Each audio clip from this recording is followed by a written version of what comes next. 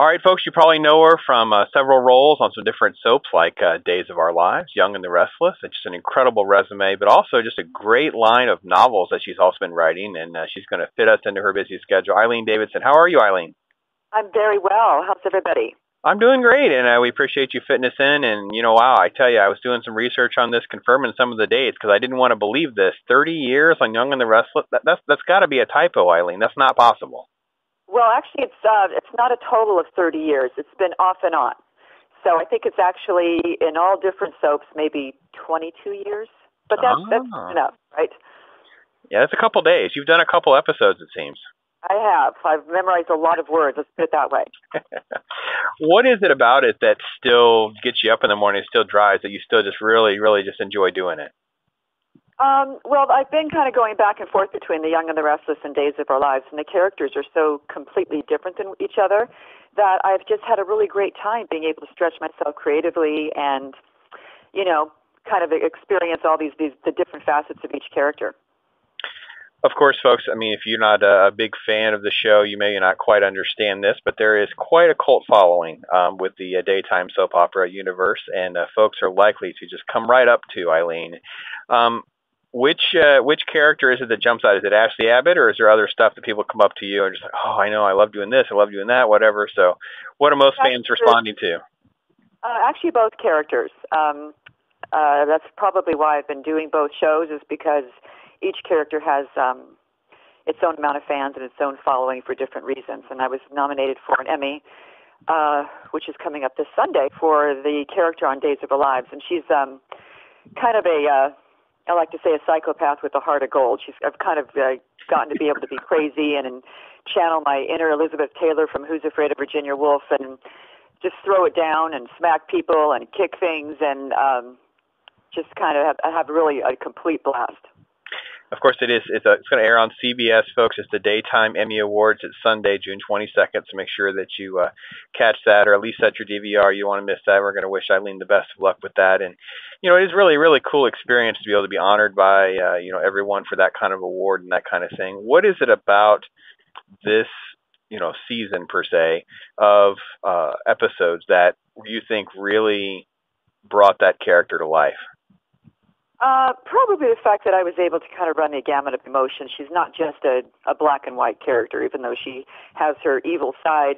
People tend to root for her, and no matter what, they kind of feel like they want her to win. They're cheering for her, and it's always like she tends to shoot herself in the foot. Everything's going great, and the last minute she just kind of blows it. So people tend to want her to win, even though she could be pretty bad because she's so close to happiness.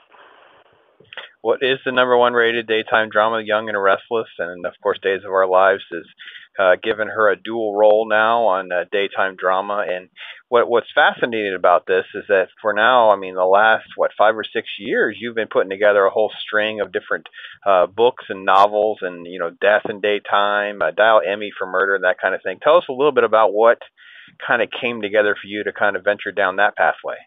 My husband is Vince Van Patten. He's the co-host of the World Poker Tour, and he had written a book. And his partner, who was writing it with him, would fly out for a week at a time, and they would write. And I said, we had him over for dinner one night, and I said, we should do something around the soap world. And he said, great, write something up, and, we'll pitch it. So I wrote a synopsis, and we pitched it to Penguin Books, and I got a 3-book deal with him, Bob Randisi, and that's how it all started. And I haven't written one in a couple of years. I took a break. I'm thinking about getting back into it, though, after the 4th one, and we'll see. It depends on how busy I am in the next couple of years. Good problem to have, right? Trying to decide whether you're going to be doing some different stuff on TV. Well, you have to take some time out to write your 5th book. That's incredible. I know. It's pretty awesome. Thank you. It is, and it's really interesting, because you mentioned Vince and the World Poker Tour and that kind of thing, coming from that kind of household, and what is it like in the day in life of Eileen? Because keeping up with, maybe some folks don't quite realize this. You can touch on that. Is there's a bit of a grind that's associated with being on daytime drama. So how do you kind of juggle all that?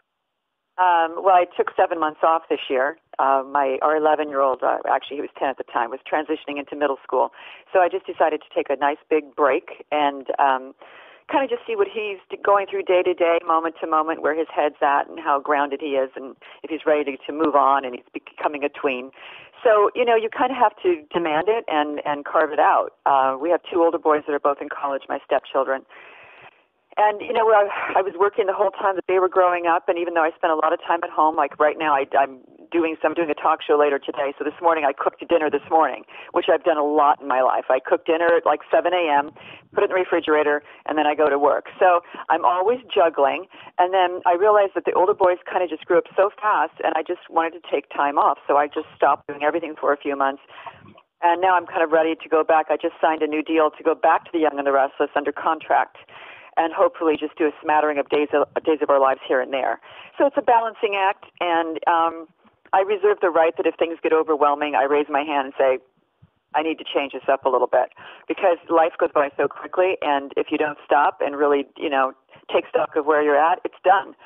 So as I've gotten older, I think I've gotten smarter. Thank God.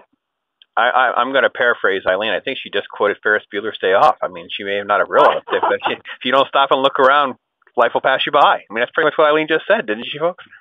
My phone's going to start ringing off the hook now because people are going to recognize that. So, you know, Eileen, it's really the amazing thing about this, and I know you talked about the 22 years, is that, you know, I remember growing up, and, you know, even if I didn't recognize, you know, your actress name, I knew who the Abbott family was. I know who, you know, everybody knows who Mr. Newman is. So the legacy is really kind of transcended between some different generations now. And how has it been for you as an actress to kind of transition yourself from, you know, different timelines and grow? And you mentioned stretching yourself, but, you know, you're not the same person you were when you first started. And how do you keep pushing yourself or working with the writers to push yourself? You know, you try to find something that's going to challenge you. I don't know. A lot of it is luck as well. I don't know how to explain it. It's kind of a combination of things. I built a good reputation for myself when I was younger and throughout my career. So I'm in a position now where people want me to be on their show and they want to write for me. So that's part of it. The other part is when I went back to Days of Our Lives 2 years ago, I was there for 1 year. It was just kind of kismet. It was a combination of a writer that was inspired by the character. It was a combination of me being really wanting to do something different than I'd been doing in a long time, and I just really brought it, and they gave me the material to do it. So I think it's just, you know, it's like I started taking electric guitar lessons a couple years ago. I surf. I did the Toyota Grand Prix thing. I try to challenge myself, do things that scare the hell out of me, that I'm not necessarily going to succeed at, but that kind of keep me interested and challenged. You know, and I try to do that in my work as well, and so far it's working. Let's all knock on wood. Well, absolutely. I mean, obviously the award ceremony this weekend, but you know, you're touching on something that's pretty exciting, right? You know, you get to, you know, when you do have time, you can challenge yourself elsewhere. People tend to focus on only the career, but you know, I know you've done painting, and now you mentioned the guitar and that kind of thing. So it's kind of cool to be able to have that ability to, you know, stretch yourself in that way as well. And maybe some folks don't realize that.